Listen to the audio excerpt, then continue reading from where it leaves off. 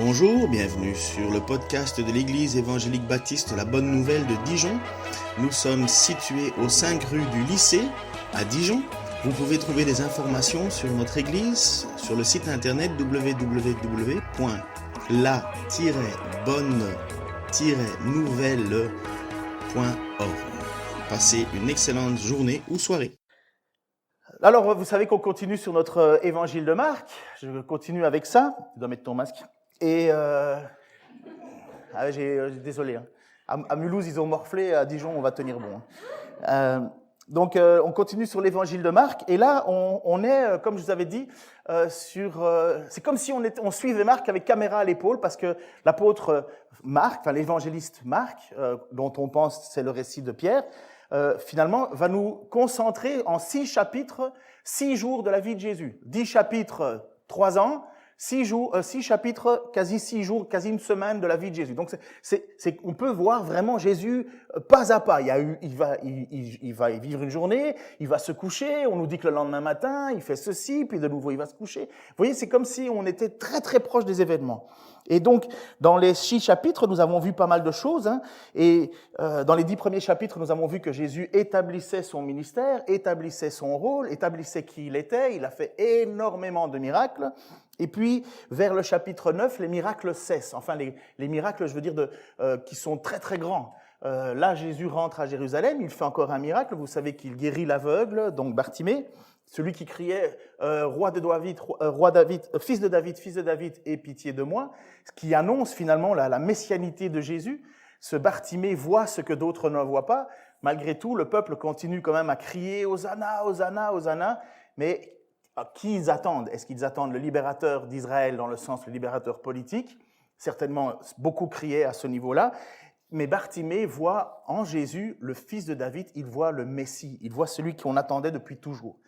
Et quand Jésus, donc, il fait ça, il monte sur Jérusalem, avec les gens qui jettent par terre leurs vêtements pour faire un tapis rouge. Il arrive, on s'attend à ce que Jésus rentre dans le temple et prenne sa place de roi. Non, il fait rien d'autre qu'il observe.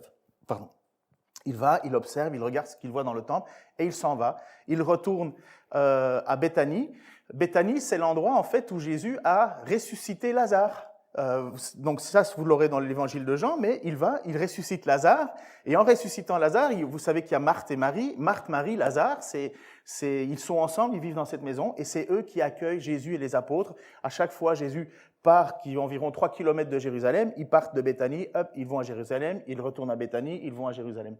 Et donc, nous voyons finalement que Jésus, en rentrant le soir, maudit un figuier. Donc ça, c'était la semaine passée, il maudit un figuier, et le lendemain après ça, il retourne sur Jérusalem et finalement, il chasse les vendeurs dans le temple, ceux qui transportent, enfin, les vendeurs d'animaux, les changeurs et même ceux qui transportent, et il déclare avec force, « Vous avez fait de la maison de mon Père, qui devrait être une maison de prière pour les nations, vous en avez fait un lieu de brigands, et ainsi de suite. » Et là, voilà que le texte continue pour aujourd'hui et nous avons Jésus qui ressort. Voici comment le texte commence. Le lendemain matin, donc vous voyez, il y a toujours cette idée chronologique. Le lendemain matin, en passant par là, ils virent le figuier. Il avait séché jusqu'aux racines. Pierre, se souvenant de ce qui s'était passé, dit à Jésus, « Maître, regarde, le figuier que tu as maudit, il est devenu tout sec. » Alors, vous savez, pour ceux qui ont suivi sur Internet, j'avais un figuier la semaine passée. Donc, il est dehors, tout sec. On l'a planté, on a essayé que ça reprenne, on a arrosé, enfin Denis l'a arrosé, mais le figuier malheureusement est tout sec. En fait, j'ai même pas pu manger la figue. Et mon fils a essayé, il n'a pas aimé ça. Elle n'était pas encore assez mûre. Mais c'est mangeable. Mais voilà, donc vous voyez, il y a cette idée qui continue. Donc on a eu un figuier pour terminer une histoire et on a un figuier pour commencer cette histoire. Et l'apôtre Pierre, en fait, est tout étonné. C'est marrant, il se dit, mais enfin, maître, le figuier, bon sang, il est sec. C'est pas que Pierre a, à mon avis, un don d'horticole. Hein. Je sais que Michel Lemaire, elle plante ses plantes, mais je pense qu'elle ne meurt pas aussi vite. J'ai pas autant la main verte que toi, apparemment, mais bon. Mais nous voyons que l'apôtre voit cela et finalement, il est étonné, stupéfait. Parce que, honnêtement, il n'est pas habitué, Pierre, à ce genre de situation. D'habitude, l'apôtre Pierre a vu des miracles plutôt de vie. Il n'y a pas longtemps, ils ont vu ressusciter Lazare. Il a vu voir des aveugles venir à Jésus et repartir voyants, des sourds, des lépreux, de toutes sortes de choses, des gens qui étaient possédés. C'est la première fois que Pierre se dit « Mais bon sang, regarde, il est mort !»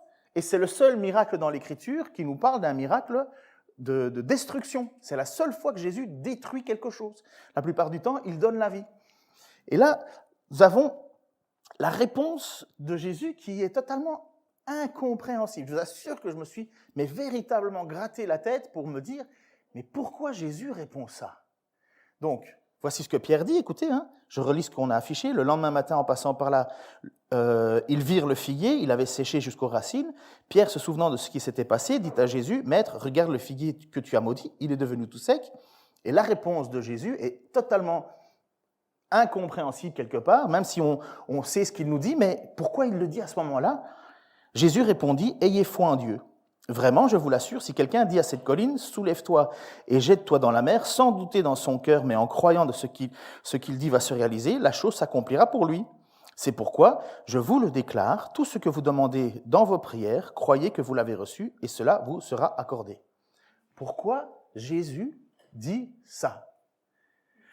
On prend le passage, on le sort de son contexte, on en fait un slogan en disant, voilà, tu peux demander tout ce que tu veux, tu l'auras. Il suffit de croire vraiment que tu l'auras.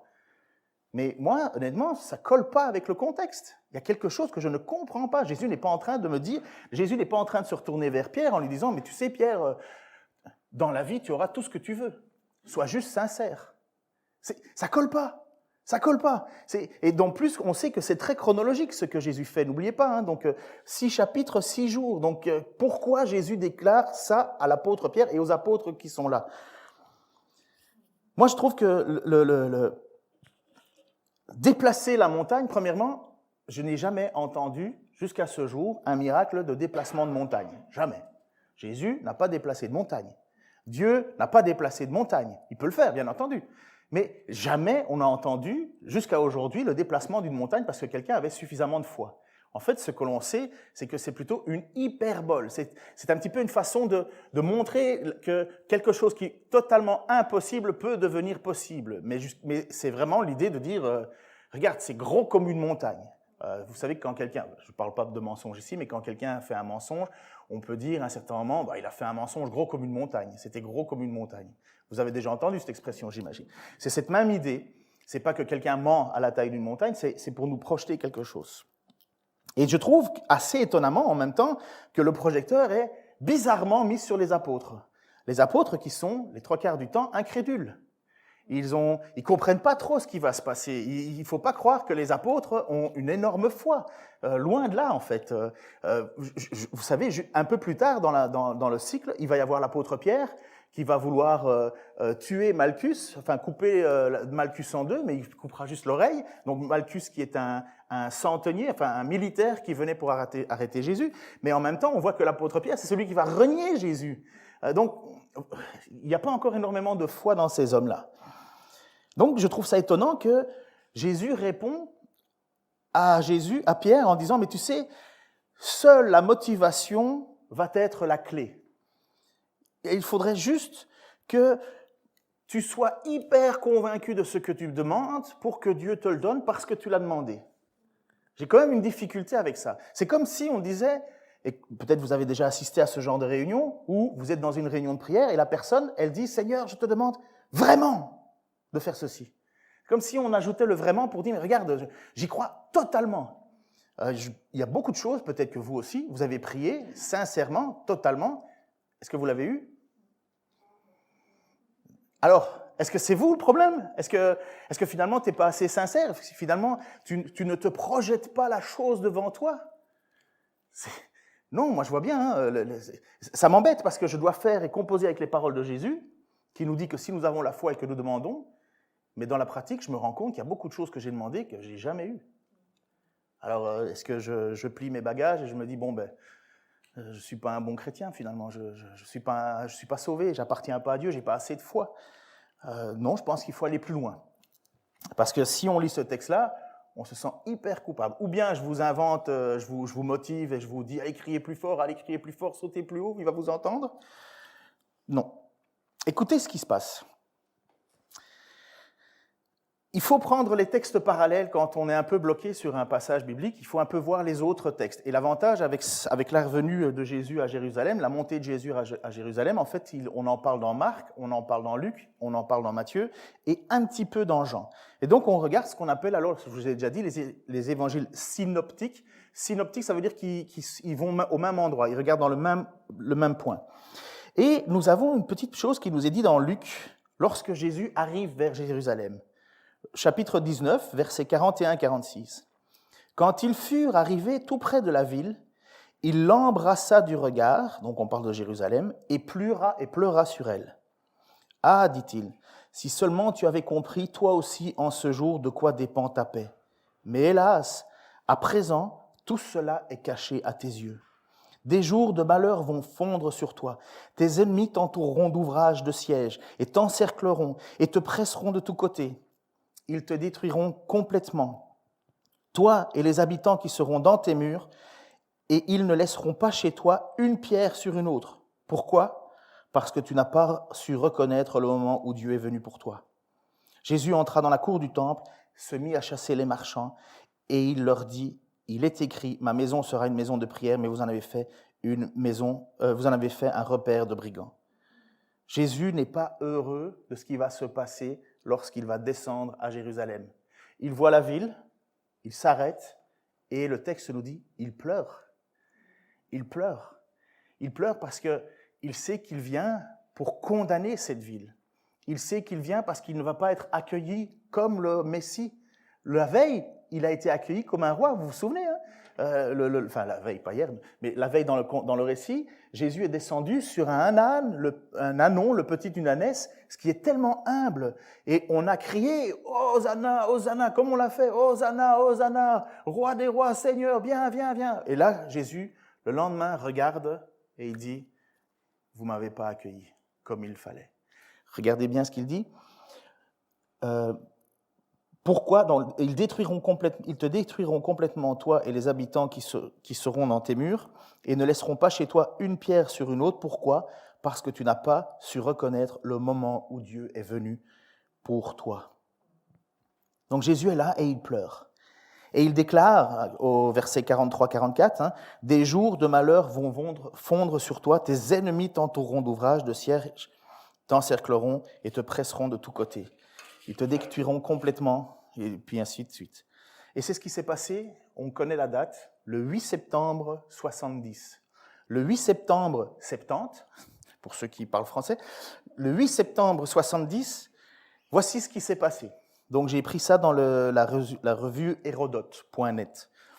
Décontenancés par les croyances monothéistes des habitants, les Romains laissent ceux-ci libres de s'organiser comme ils l'entendent sous l'autorité de leur tribunal religieux, le Sanhédrin.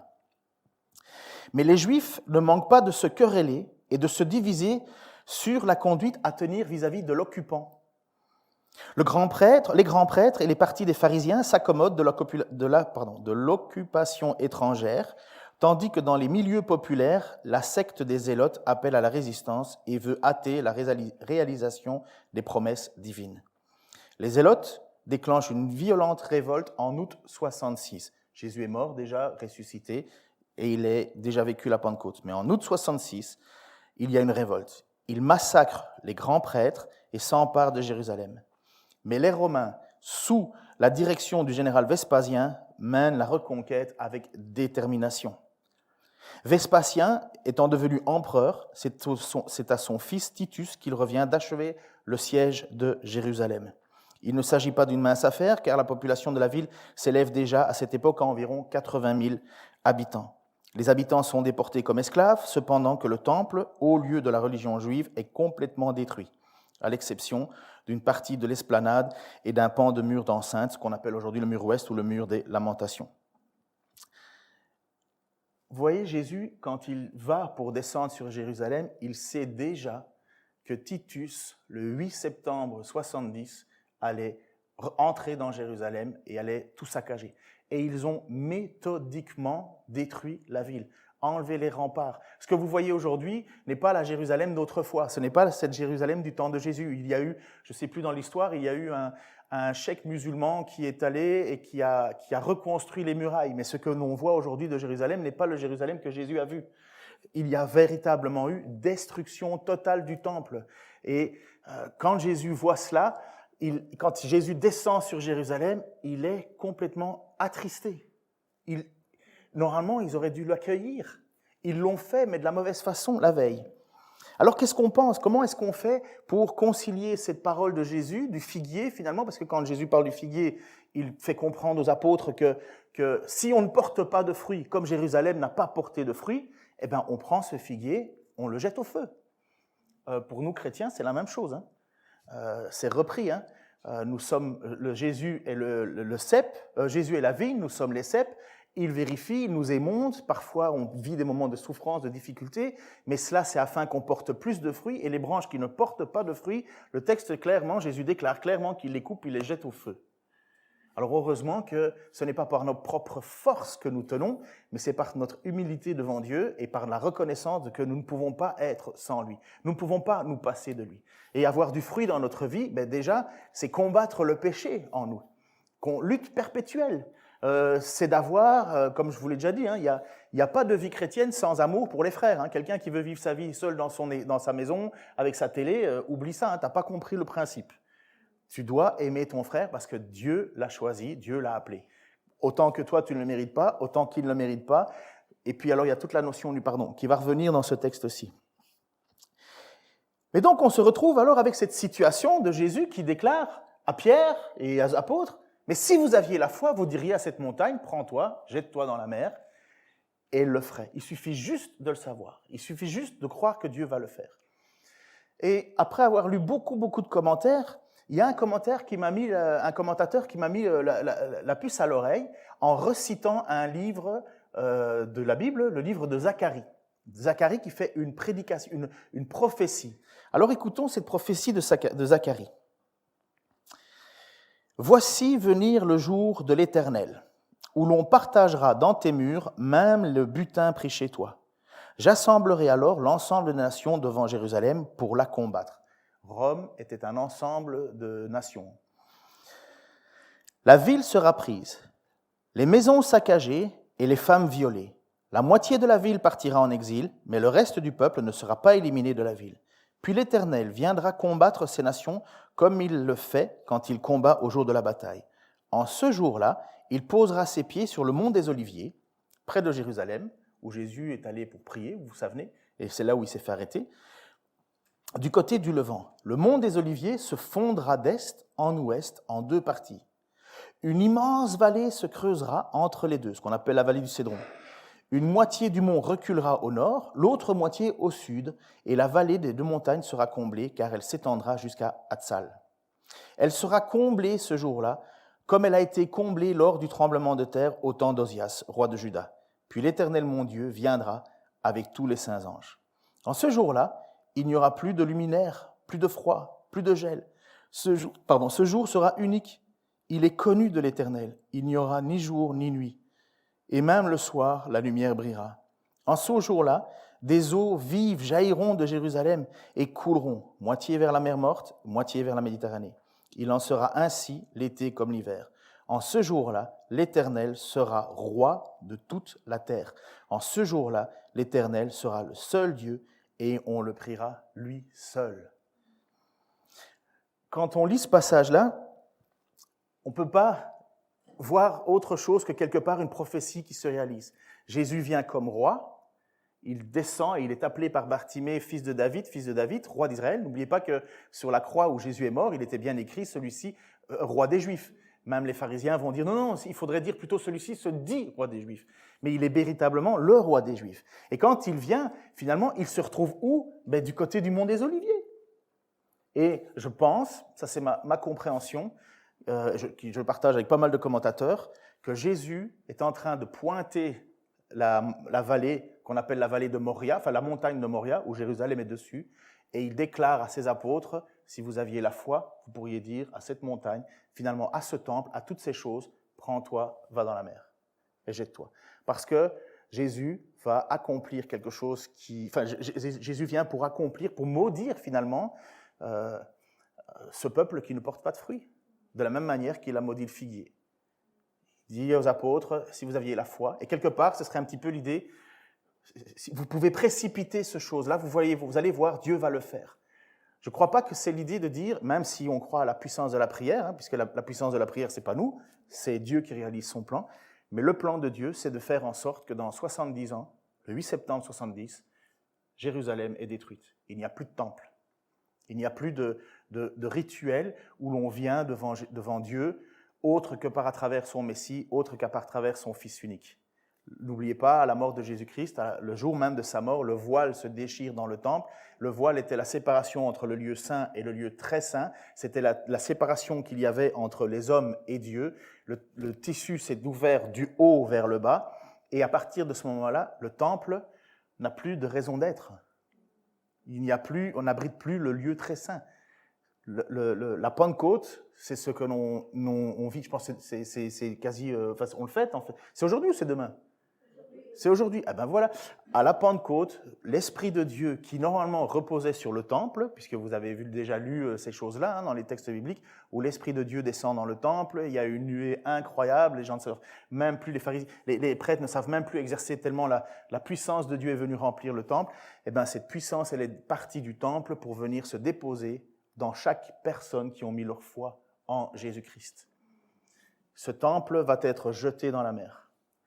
Je vois cela comme cette image, cette continuité de ce figuier maudit, où Jésus, après ça, Jésus va dans le temple, il dit, vous avez un temple qui devrait être une maison de prière pour tous les peuples, alors que Zacharie dira, en ce jour-là, l'Éternel sera roi de toute la terre, en ce jour-là, l'Éternel sera le seul Dieu, et on le priera lui seul. Et Jésus vient pour dire, regarde, c'est plus une maison de prière ici. En plus, là où il y avait le commerce, c'était dans la partie où les non-juifs venaient. Et finalement, on empêchait aux non-juifs de venir louer Dieu. Et quand Jésus vient chasser tout ça, il redonne la place aux non-juifs, comme l'eunuque, vous savez, l'eunuque éthiopien où Philippe est transporté par le Saint-Esprit pour lui parler de l'Évangile. Il dit, je lis Ésaïe, mais je ne comprends pas ce que je lis. Et c'est là où... Mais cet eunuque n'a pas pu rentrer dans le temple. Il a pu rentrer dans l'enceinte du temple, mais il n'a pas pu aller là où les Juifs viennent. Ce n'est pas sa place. Sauf qu'en Jésus-Christ, il n'y a plus ni juif ni grec, ni homme ni femme. Il n'y a plus esclave ni l'autre. On n'est plus qu'un en Jésus-Christ. Il vient pour briser tout cela. Il vient, selon moi, pour prendre ce temple et le jeter dans la mer. Qui croit à la force de la prière ? Ok. Est-ce que c'est votre force ? Comment est-ce que vous faites pour... Moi, peut-être vous aussi, mais moi, j'ai déjà assisté à des réunions où ça devenait hallucinant. J'entendais l'un crier plus fort que l'autre. Pour mettre plus d'intensité dans une prière. Je peux comprendre qu'il y a des moments où on est abattu, il y a des moments où on est vraiment au bout du rouleau. On peut prier en pleurant, j'ai aucun problème. Mais crier un peu plus fort. J'ai entendu un jour, j'étais à côté de quelqu'un, je pense que je l'ai déjà dit, j'étais dans une église et la personne, je pense qu'elle a dû répéter 1000 fois la même phrase. J'en étais saoul. Il était à genoux sur sa chaise et sans arrêt, la même phrase. Là, j'en pouvais plus. Je me suis dit, mais bon sang, c'est pas ça, louer Dieu. Surtout que l'Écriture dit, ne faites pas comme les païens qui sans cesse à force de parole s'imaginent, c'est pas une incantation. La prière, ce n'est que la certitude que ce que je demande est la volonté de mon Dieu. Quand on dit prier au nom de Jésus, c'est « Seigneur, je voudrais un frigidaire rouge avec une super canapé en ton nom. » Au nom de Jésus. Non, quand on prie au nom de Jésus, on prie comme si Jésus priait. On prie comme si le Fils de Dieu priait. C'est ça l'idée de prier dans le nom de Jésus. Ce n'est plus, comme Jésus va dire à un certain moment dans sa propre prière, non pas ma volonté, mais ta volonté. Et lorsque nous prions et que nous pouvons dire que, comme le texte nous dit, nous prions et nous savons que nous l'avons, c'est l'idée de dire, mais nous savons que c'est ce que tu veux, toi, ô Dieu. Nous savons que c'est ta volonté, Seigneur. Sauf que le problème, et ça c'est l'épître de Jacques qui va le dire à une communauté chrétienne, Jacques, si vous avez besoin de vous redonner un petit boost chrétien, lisez l'épître de Jacques. 4 chapitres, une mauvaise nuit. Parce que ça secoue. Le lendemain, on prend des décisions devant Dieu, on dit « Seigneur, je veux remarcher avec toi, j'ai vu à travers ta parole comme à travers un miroir, et je ne suis pas là pour oublier ce que j'ai vu, mais je veux changer. » Mais il va dire à cette église, à une église, mais d'où proviennent les conflits? Chapitre 4, versets 1 à 4. D'où proviennent les conflits et les querelles entre vous? N'est-ce pas des désirs égoïstes qui combattent sans cesse en vous? Vous convoitez beaucoup de choses, mais vos désirs restent insatisfaits. Vous êtes meurtriers, vous consumez en jalousie, vous ne pouvez rien obtenir. Vous bataillez, vous vous disputez, et vous n'avez pas ce que vous désirez parce que vous ne demandez pas à Dieu. On se dit, ah ben voilà, c'est ça mon problème, c'est que je désire plein de choses, mais je ne l'ai pas parce qu'il faudrait juste que je prie. Ou bien, quand vous demandez, vous ne recevez pas, car vous demandez avec de mauvais motifs. Vous voulez que l'objet de vos demandes serve à votre propre plaisir. Et voilà ce que Jacques va dire alors, peuple adultère que vous êtes. Ne savez-vous pas qu'aimer le monde, c'est haïr Dieu? Si donc quelqu'un veut être l'ami du monde, il se fait l'ennemi de Dieu. Il est en train de dire, mais quand tu pries pour toi, tu pries pour toi. Ce qui t'intéresse, c'est toi. Et je suis dans le même bateau, hein? Je suis dans le même bateau. Est-ce que nous pleurons sur Jérusalem qui va être détruit, comme Jésus a pleuré sur Jérusalem qui va être détruit? Est-ce que nous pleurons sur nos amis, nos familles, les gens qui ne connaissent pas Dieu? Est-ce que nous sommes tristes de savoir où ils vont?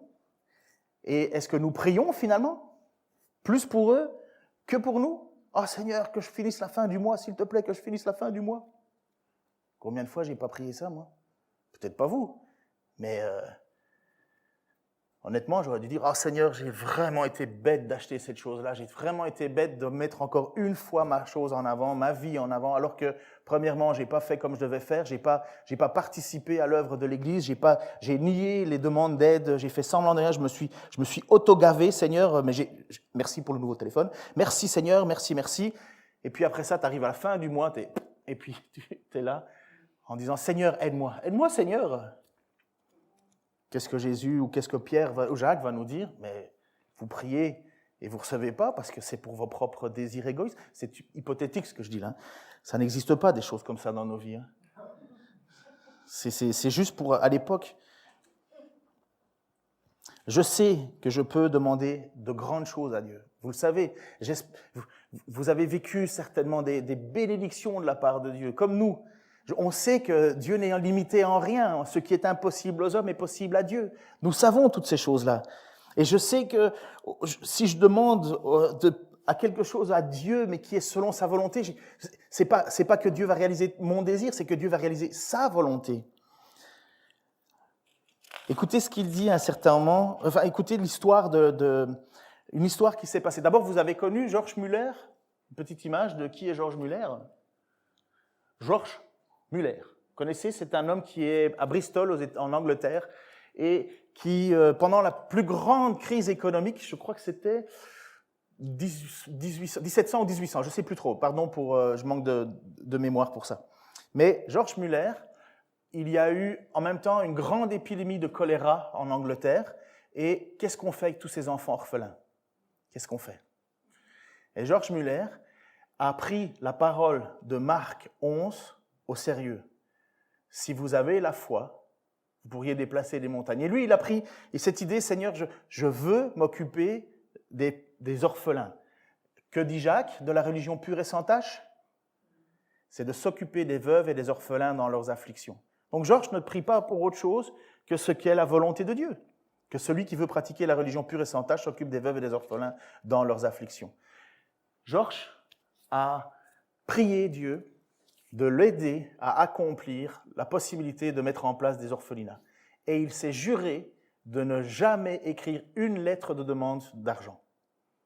Il s'est juste mis dans la prière. Mais il ne voulait pas faire que ça, Georges. Il ne voulait pas que construire des orphelinats. Il voulait aussi prouver à toute l'Église qui était dans une espèce de déprime totale parce qu'il y avait eu la crise économique, parce qu'il y avait eu le choléra, il voulait prouver qu'on pouvait encore compter sur Dieu. Non seulement il s'occupait de ce que Dieu demande de s'occuper, mais il voulait prouver que Dieu répondait encore à la prière. Je pense qu'on estime à 90 millions d'euros l'argent qu'il a reçu à l'époque, en pleine récession. En plein, j'imagine, vous allez chercher un pain coûte 200 €. Ça, c'est une récession. Il a reçu pour 90 millions d'euros de dons, sans jamais écrire une lettre, sans jamais faire une demande, juste parce qu'il s'est mis à genoux et il a prié Dieu. Écoutez une autre histoire d'une petite église, et ça c'est repris dans le livre de Alfred Kuhn, Dons pour le service, page 85-86. Un autre exemple, plus directement lié à cette parole de Marc 11, 23, est celui d'une église américaine qui se trouvait devant une exigence administrative à laquelle elle était incapable de satisfaire. Ôter la colline de terre qui se trouvait derrière le bâtiment qu'il venait de construire pour y mettre un parking suffisant pour toutes les voitures des assistants au culte. Vous savez que les problèmes de parking, nous qui vivons à Dijon, ça nous a déjà embêtés. Vous savez ça, on nous a refusé le premier permis parce qu'il n'y avait pas, soi-disant, assez de place. Le permis est en cours, parce que, juste petite anecdote, petite cue, Pascal a téléphoné à la ville, on devrait avoir une réponse d'ici mi-juin. Mais apparemment, jusqu'à présent, tout va bien. Mais continuons de prier. Écoutez donc. Donc cette ville est là, cette église est là, et ils ne pourront pas recevoir du monde. Le bâtiment est construit, ils ont leur parc, tout est prêt, mais la ville leur dit « Ah mais non, vous ne pouvez pas utiliser votre bâtiment parce que vous n'avez pas de stationnement. » Et derrière, une colline. Qu'est-ce que tu fais? Voilà, ton bâtiment, il ne sert à rien. Tout l'argent que tu as dépensé pour construire un bâtiment ne sert à rien. Le dimanche matin, le pasteur a invité tous ceux qui croyaient que la foi pouvait déplacer des montagnes à venir à la réunion de prière de la semaine. Ils ont effectivement prié en s'appuyant sur cette promesse de Marc 11, 23, en demandant à Dieu d'intervenir. Dès le lendemain matin, le pasteur a reçu un appel téléphonique. C'est pas du pipeau, c'est vérifié. Quand Alfred Kuhn donne une information, c'est vérifié.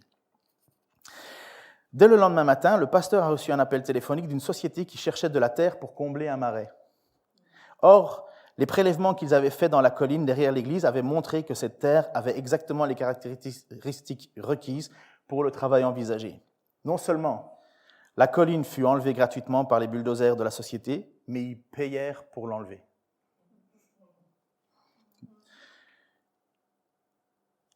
Bon, moi je me souviens qu'un soir, on a dit on va commencer une réunion de prière pour pouvoir avoir le bâtiment de l'autre côté. Première fois, 8. Deuxième fois, 4. Troisième fois, 3 personnes. Le disciple qui venait d'assister à la malédiction du figuier ont assisté à quelque chose d'étonnant. Mais Jésus va leur dire à un certain moment la manière de prier. Quand vous priez, Marc 11, 25, quand vous priez, si vous avez quoi que ce soit contre quelqu'un, pardonnez-lui pour que votre Père céleste vous pardonne lui aussi vos fautes. Pourquoi est-ce que Jésus dit cela? Lorsque vous priez, si tu as un problème avec quelqu'un, tu dois lui pardonner. Parce que le Seigneur sinon ne te pardonnera pas. Il faut que tu pardonnes les fautes. Et j'ai mis en petit le verset 26 parce que pour moi, je pense que, d'ailleurs, si vous lisez dans vos Bibles, c'est entre parenthèses, ne se trouve pas dans les récits les plus fiables.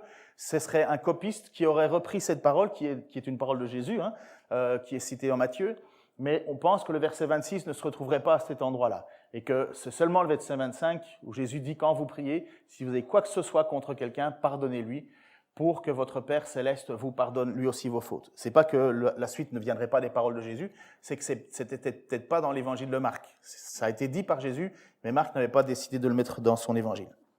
Bref, ça change rien au texte. Sauf que les disciples qui venaient d'assister à la malédiction du figuier, à votre avis, ils ont envie de faire quoi avec Jérusalem? Ou ils ont envie de faire quoi? Si je te dis, voilà Véronique, tu as toute la puissance de Dieu à ta disposition en priant, pour accomplir, et il suffit juste que tu le désires. Moi, je pense que Jésus, il a bien compris que cette puissance, les apôtres vont se dire, ah ben si je peux détruire mes ennemis, si on pouvait brûler tout ça. Vous croyez que c'est faux? Regardez ce qui s'est pourtant passé dans l'évangile de Luc, versets 9 à 54. Lorsque le temps approcha où Jésus devait être enlevé de ce monde, il décida de manière résolue de se rendre à Jérusalem. Donc c'est un tout petit peu l'histoire avant que ça arrive. Il envoya devant lui quelques messagers en cours de route et ils entrèrent dans un village de la Samarie pour lui préparer un logement. Mais les Samaritains lui refusèrent l'hospitalité parce qu'il se rendait à Jérusalem. Ils ne s'aimaient pas trop, les Juifs et les Samaritains. Et donc, on veut bien vous accueillir. Vous allez où, Jérusalem? Oh non, non. En voyant cela, les disciples Jacques et Jean, les fils du tonnerre, les trois qui ont assisté avec Pierre à la transfiguration de Jésus, les fils de Zébédée, en voyant cela, les disciples Jacques et Jean s'écrièrent « Seigneur, veux-tu que nous commandions la foudre de tomber du ciel sur ces gens-là pour les réduire en cendres ?» Et que Jésus, se tournant vers eux, les reprit sévèrement. « Vous ne savez pas quel esprit vous inspire de telles pensées. Le Fils de l'homme n'est pas venu pour faire mourir les hommes, mais pour les sauver. » Alors vous comprenez que quand Jésus nous parle de la prière, il nous dit aussi, mais attention, là, si vous avez quelque chose contre quelqu'un, pardonnez. Parce que la nature de Pierre, de Jacques et de Jean, c'est de... On prie, ils sont morts, hein, c'est réglé quand même. Hein. Non. Quand vous priez, si vous avez quoi que ce soit contre quelqu'un, pardonnez-lui, pour que votre Père céleste vous pardonne lui aussi vos fautes. Le pardon des offenses est une condition d'exaucement des prières. Quelqu'un qui est ronchon, complètement amer, qui ne veut rien entendre des autres, qui tient tout le monde par le cou, moi honnêtement, je lui dis, prie pas, ça sert à rien. Dieu ne t'écoute pas. Dieu ne t'écoute pas. Dieu ne t'écoute pas. Pardonner, je crois pour moi, en tout cas, peut-être pas pour vous, mais c'est plus difficile que déplacer une montagne. Il y a des gens qui m'ont fait tellement de mal que ça me hante encore. Vous allez peut-être prendre ça mal, mais allez jusqu'au bout. Si je suis devant vous, c'est parce qu'on m'a trahi d'un autre côté. Je vivais ma vie ailleurs, dans un autre pays, ça allait bien, mais si on est aujourd'hui ici, c'est parce que c'est pas le choix en disant tiens, qu'est-ce que je vais faire de ma vie? Dijon, c'est où Dijon? Même Jean-Pierre Foucault ne savait pas où c'était. Vous vous souvenez de cette époque, Dijon? Mais le pire, c'est de se réveiller à Dijon. Vous vous souvenez de cette petite phrase un peu maladroite de cet homme-là? Enfin bref. Mais si je suis ici, si ma femme et mes enfants, on est ici, c'est parce qu'on a vécu une trahison ailleurs. Et je repense encore souvent à ça, surtout quand ça va mal ou quand ça va pas. Et j'ai ces visages en tête, ils me réapparaissent. Il y a des fois, j'ai envie de... Je peux pas prier Dieu et puis lui dire, Seigneur, donne-moi ceci, donne-moi cela, et moi je suis en train de maudire dans ma tête un homme. Oh, vous savez, je l'ai fait. Hein. Je l'ai fait, j'ai prié, Seigneur, mais désingue-le. Désingue-le. Ils ne peuvent pas te rendre, ils ne peuvent pas te servir, eux. C'est quoi cette façon de faire? C'est quoi de mettre des familles sur le carreau comme ça, juste parce que tu crois que tu es supérieur aux autres? Vous voyez, j'ai encore un peu de... Mais je n'ai pas le choix, je dois pardonner. Je dois. Et voici ce qui va être dit en chapitre 6 de Matthieu, versets 14 à 15, comme quoi c'est bien des paroles de la bouche de Dieu, de Jésus. En effet, si vous pardonnez aux autres leurs fautes, votre Père céleste vous pardonnera aussi. Mais si vous ne pardonnez pas aux hommes, votre Père ne vous pardonnera pas non plus. Alors, quel est le lien entre est-ce que je suis pardonné parce que je pardonne ou c'est parce que je suis pardonné que je pardonne? En tant que chrétiens, nous sommes pardonnés. Nous sommes pardonnés. Il n'y a plus de condamnation pour ceux qui sont en Jésus-Christ. Mais quelqu'un qui se dit chrétien et qui ne pardonne pas, je ne sais pas si c'est un chrétien. Je ne sais pas s'il appartient à Jésus. Jésus a utilisé une parabole, vous connaissez ce passage-là, hein, mais je ne sais pas s'il est chrétien. Honnêtement, je ne le sais pas. Bon, je pense que je dépasse l'heure, là j'en profite, vous êtes là pour une fois, alors j'arrête. Comme je vous le dis, personnellement, je ne sais pas déplacer une montagne. Je sais que mon Dieu peut faire des choses extraordinaires. Je sais la seule chose qu'il me demande, c'est de prier, et de prier avec foi. Prier avec foi, ça veut dire prier selon ce que Dieu veut, ce que Dieu désire, non pas ce que moi je désire. Mais Dieu ne va pas me bafouer, m'écraser, mais je ne vois pas dans l'Écriture un seul homme qui réalise ses vœux dans l'Écriture. Les hommes réalisent la volonté de Dieu dans l'Écriture. C'est nous qui sommes hyper individualistes et nous voulons que Dieu me bénisse moi. Alors que l'Écriture a plutôt tendance à dire priez pour les autres. Priez pour les autres. Et priez, quand vous priez, demandez pardon, afin que le pardon de Dieu soit sur vous aussi. Et restez attachés. Alors, Vous voyez cette idée? Jésus descend sur Jérusalem, il fait le nettoyage dans le temple, il ressort, l'apôtre revoit ce figuier maudit, et Jésus, il dit, mais enfin, comment ça se fait que ce figuier est maudit? Et là, Jésus lui répond, ayez foi en Dieu. Ayez foi en Dieu. Et je crois que ce qui est arrivé dans l'apôtre, dans la mentalité et la pensée des apôtres, ça veut être certainement, mais enfin, comment ce temple, comment cette maison de prière peut être devenue un grand ramassis de n'importe quoi. Et je crois que Jésus est en train de dire à ses apôtres, attends, ça va changer. Ça va changer. Et Jésus est venu pour changer les choses. Et aujourd'hui, vous êtes tous des petits temples. Il y a des plus beaux temples que d'autres, il y a des temples mieux bâtis, on dirait, des temples... Mais on est des temples, on appartient à Jésus. Mais il y a une chose qu'on fait dans le temple de Dieu. On vient pour demander pardon. Et dans le temple de Dieu, on reçoit le pardon. Seigneur, merci pour ta grâce et ton amour, ta parole. Merci parce que tu nous éclaires encore une fois, même si les choses peuvent parfois sembler difficiles à comprendre.